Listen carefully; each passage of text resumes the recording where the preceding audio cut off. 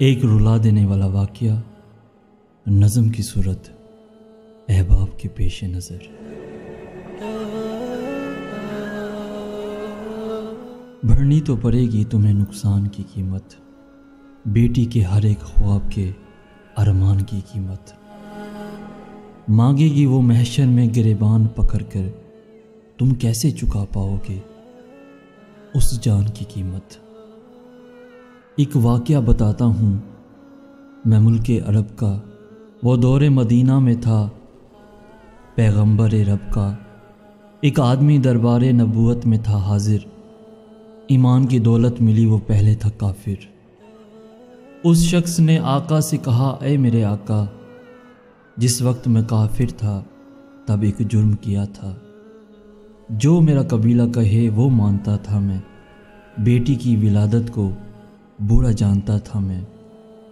گھر میں میرے پیدا ہوئی ایک پھول سی بچی، پر میں نے اسے اپنی ہی بے عزتی سمجھی، نفرت تھی مجھے اس سے، میں بیزار تھا اس سے، لیکن میری بیوی کو بہت پیار تھا اس سے۔ اس بچی نے عزت میری ہر سمت اچھالی، بیٹی کی ولادت پہ مجھے ملتی تھی گالی۔ باہوں میں جھلایا نہ تو کندھے پہ بٹھایا، میں نے نہ کبھی بیٹی کو سینے سے لگایا۔ چاہت ہی نہیں تھی، کوئی الفت ہی نہیں تھی، سینے میں میرے اس کی محبت ہی نہیں تھی۔ معصوم وہ کرتی تھی محبت کے اشارے، اور میں نے اسی قرب میں کچھ سال گزارے۔ میں سوچتا رہتا تھا اسے مار ہی ڈالوں، کھوئی ہوئی عزت کو پھر ایک بار میں پالوں۔ ایک روز اسے لے کر نکل آیا میں گھر سے، وہ بچی بہت خوش تھی میرے ساتھ سفر سے۔ وہ توتلے انداز میں کرتی رہی باتیں، سنتا رہا ہنس ہنس کے میں اس بچی کی باتیں۔ فرمائشیں کرتی رہی وہ سارے سفر میں، جاگی نہ محبت تھی مگر میرے جگر میں۔ صحرا میں چلا آیا میں بستی سے نکل کر، بچی بھی وہاں پہنچی میرے ساتھ ہی چل کر۔ سنسان جگہ دیکھ کے سرشار ہوا میں، اس بچی کی تدفین کو تیار ہوا میں۔ تب میں نے یہ سوچا کہ یہیں قبر بنا لوں، اور آج ہی اس بچی سے چھٹکارا میں پالوں۔ جب میں نے کیا ایک گڑھا کھودنا جاری، اس وقت میرے ذہن پہ شیطان تھا طاری۔ گرمی تھی بہت، چور ہوا جب میں تھکن سے، اس وقت پسینہ نکل آیا تھا بدن سے۔ معصوم سی بچی کو ترس آ گیا مجھ پہ، ہاتھوں ہی سے اس بچی نے سایہ کیا مجھ پر۔ دم لینے کو بیٹھا جو ذرا مجھ سا کمینہ، وہ پہنچ رہی تھی میرے چہرے کا پسینہ۔ رہ رہ کے میرا ہاتھ بٹاتی رہی وہ بھی، اور قبر کی مٹی کو ہٹاتی رہی وہ بھی۔ میرے نئے کپڑوں پہ لگی قبر کی مٹی جو صاف کیے جاتی تھی، وہ ننھی سی بچی وہ پوچھتی جاتی تھی کہ بتائیں نا بابا کیا کھود رہے ہو، مجھے سمجھائیں نا بابا۔ میں چپ رہا، اب اس کو میں بتاتا بھی کیسے، وہ بوجھ تھی مجھ پر، اسے سمجھاتا بھی کیسے۔ تیار ہوئی قبر تو بچی کو اٹھایا، اور میں نے اسی قبر میں بچی کو بٹھایا۔ پہلے تو وہ خوش ہوتی رہی میرے عمل پر، اور خود پہ ہی الٹتی رہی وہ مٹی اٹھا کر۔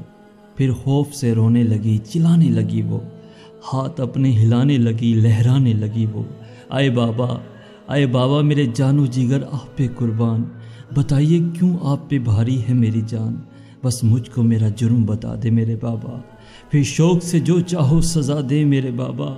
روتی رہی چلاتی رہی پھول سی بچی، جب تک بھی نظر آتی رہی پھول سی بچی۔ اس دن میرے رگ رگ میں تھا شیطان سمایا، اس بچی پہ تھوڑا بھی مجھے رحم نہ آیا۔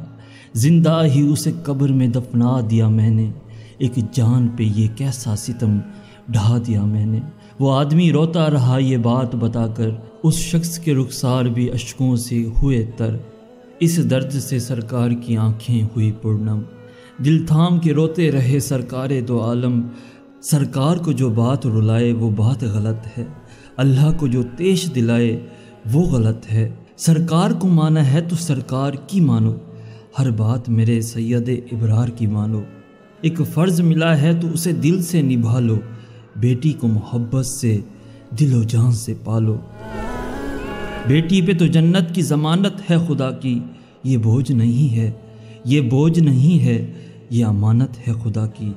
کبھی بیٹی سے نفرت نہ کرو تم، قانون شریعت سے بغاوت نہ کرو تم، دنیا میں تم آئے ہو تو واپس بھی ہے جانا، محشر میں نہ پڑ جائے تمہیں چہرہ چھپانا۔ جنید کی نظروں میں ہے وہ شخص دیوانہ، جنید کی باتوں کو جو سمجھے گا فسانہ۔ بیٹی کی محبت میں کہیں بھول نہ جانا، بیٹی تو ہے اللہ کا انمول خزانہ۔ امت سے یہیں کہہ گئے حسنین کے نانا، بیٹی تو ہے اللہ کا انمول خزانہ۔ جنت میں یہی تم کو دلائے گی ٹھکانہ، بیٹی تو ہے اللہ کا انمول خزانہ۔ بیٹی کی محبت سے مہکتا ہے گھرانہ، بیٹی تو ہے اللہ کا انمول خزانہ، بیٹی تو ہے اللہ کا انمول خزانہ، انمول خزانہ۔